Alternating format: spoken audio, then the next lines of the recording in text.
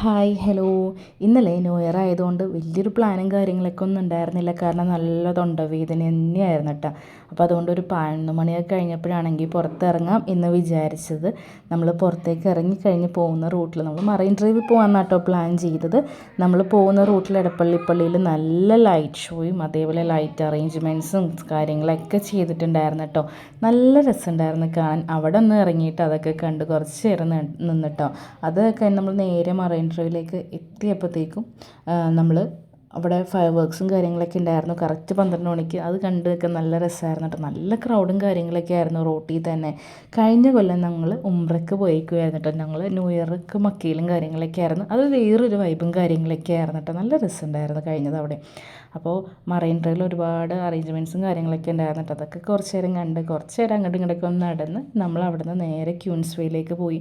അവിടെയും നല്ല ക്രൗഡും കാര്യങ്ങളും തിരക്കും കാര്യങ്ങളൊക്കെ തന്നെയായിരുന്നു കേട്ടോ.